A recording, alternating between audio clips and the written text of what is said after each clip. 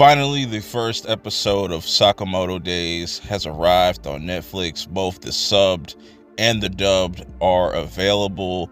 I was looking forward to this because just being in the anime and manga space, like, this was definitely something that people were looking forward to that have read the manga for this, and they definitely said if done correctly, this could be one of the next big animes to come out. I know a lot of people weren't too big on the opening or just the trailer. Some people felt like the animation felt kind of stiff, and after watching this first episode, I'm very much impressed. It kept it really simple. So pretty much you have our main character, Taro Sakamoto, and he is this legendary hitman, very akin to like a John Wick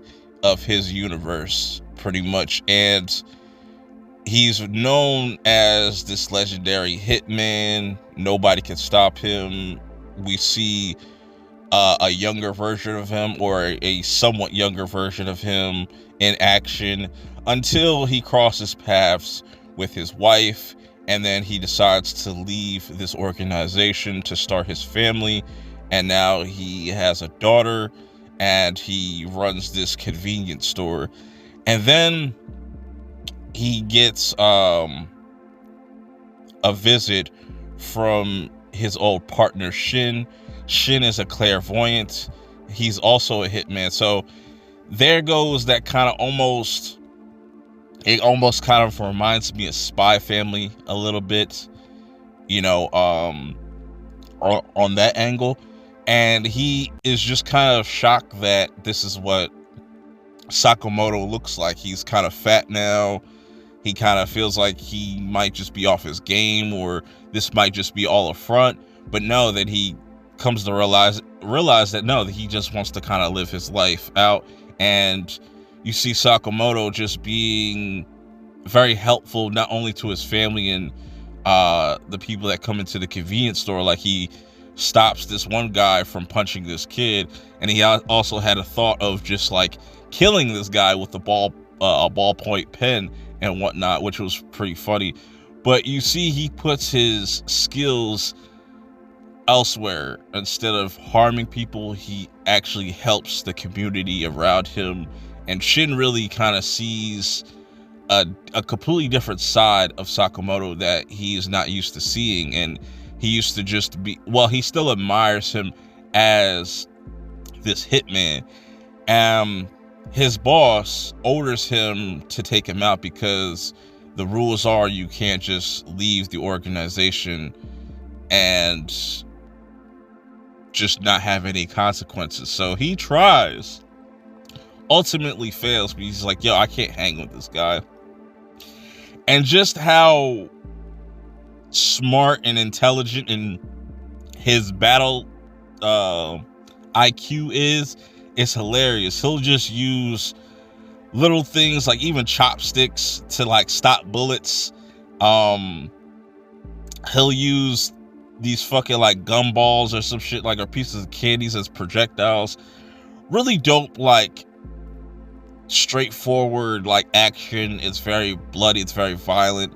The humor, especially in the dub, is pretty vulgar,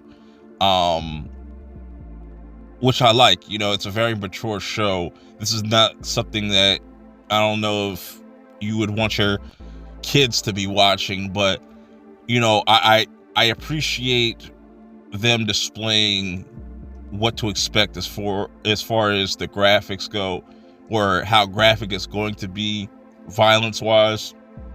The fight choreography, I think, is really interesting, and I think it's only going to get better with each episode. I know that this has 2 cores, I think, so they'll have part 1 this year and probably part 2 later on this year. But so far, like I said, this is a really strong start. You don't really hear Sakamoto really speak any words He probably says a couple of lines, but Shin gets himself into some shit with his boss because he just wants Sakamoto to live out his days, and he is willing to sacrifice himself. But of course, he can read old dude's mind, and old dude's like, nah, I'm not gonna let him slide like that. And they get into this whole shootout. But Sakamoto, he's already like 10 steps ahead. He put a bug in his gun, so he would be able to track him. He's able to help him out, but also give him a job by the end of it. So now Shin works for Sakamoto in this convenience store, but we also know that this isn't going to be the end. There's going to be more and more people coming after Sakamoto because of what they see as a betrayal to their organization of hitmen and stuff. So that's going to be interesting. I want to know your thoughts on this first episode. Are you a fan of the manga? Did this do a good job of capturing that first chapter? How do you feel about the animation so far?